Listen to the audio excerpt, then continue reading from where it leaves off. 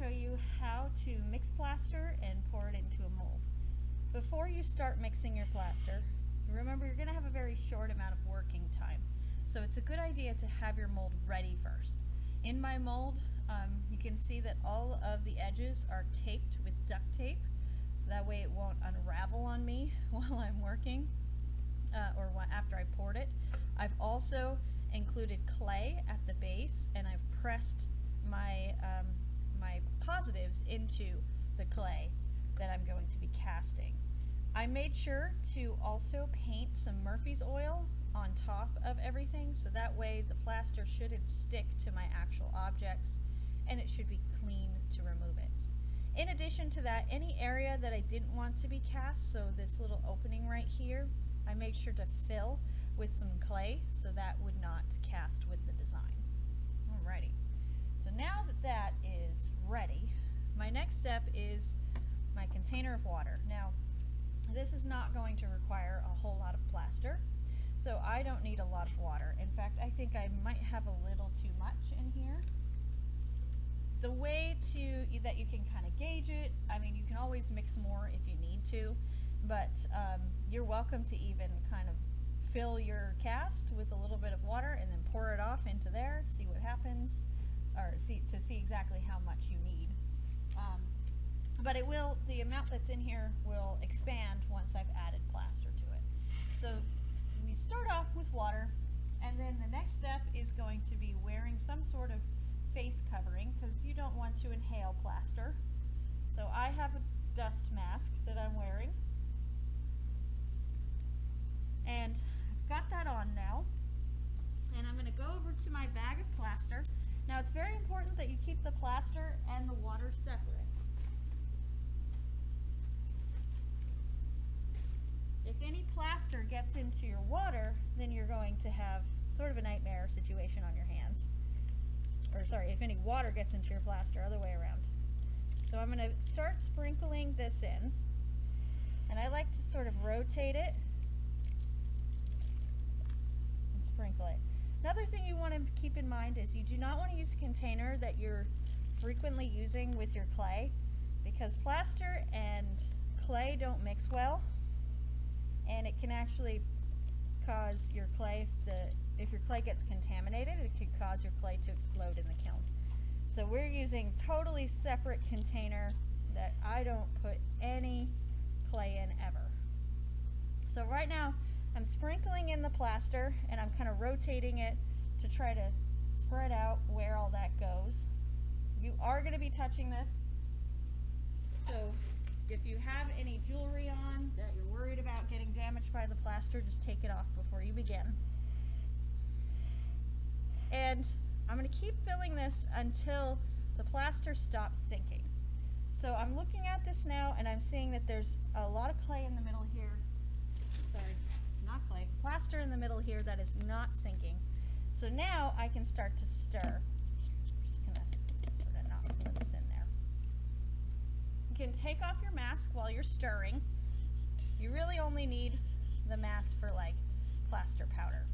And now what I'm doing is I am mixing it around with my fingertips, getting rid of all those clumps, making sure it's thoroughly mixed. Now once you have started mixing it, now you're on a time limit. You need to mix it thoroughly and get it into your mold as quickly as possible. If you don't get it into the mold fast enough, your plaster might harden before you put it in the mold. And plaster reacts to water. It's a chemical reaction, so you can't slow this down. If I put a lid on this Folgers container here, it won't slow down the plaster drying. The plaster will dry regardless. And for that reason too, we can't just pour extra plaster down the sink. It will harden in the drains and totally clog our drains. So we actually have to be really careful with how we dispose of plaster too, so that we don't make our sinks unusable. That would be a nightmare. So once I've fully mixed it, the working time that you have with this plaster is around 15 to 30 minutes. So once you have it all mixed, you're going to bring your mold back, and you're going to pour it into the mold.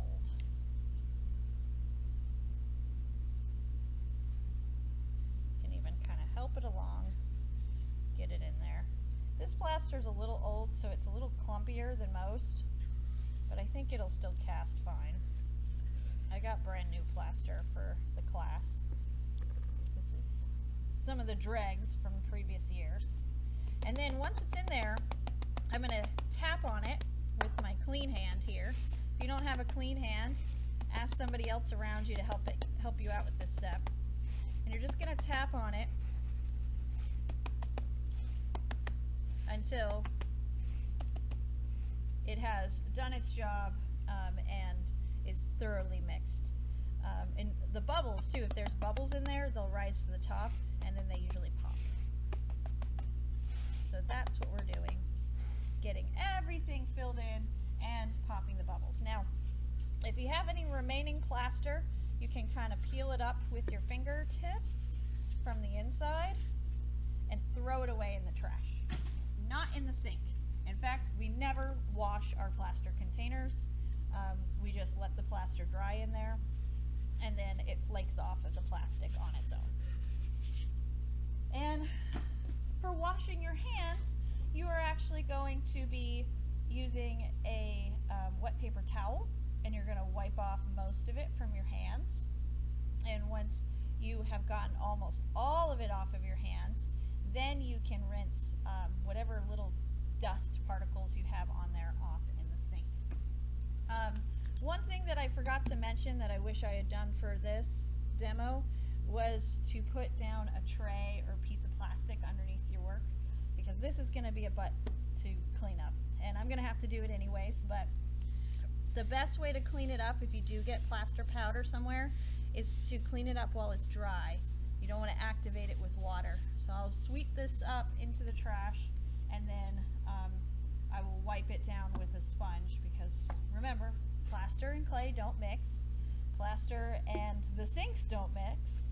And if we keep those things separate, we should be good. All right, thank you for watching, and good luck casting your forms.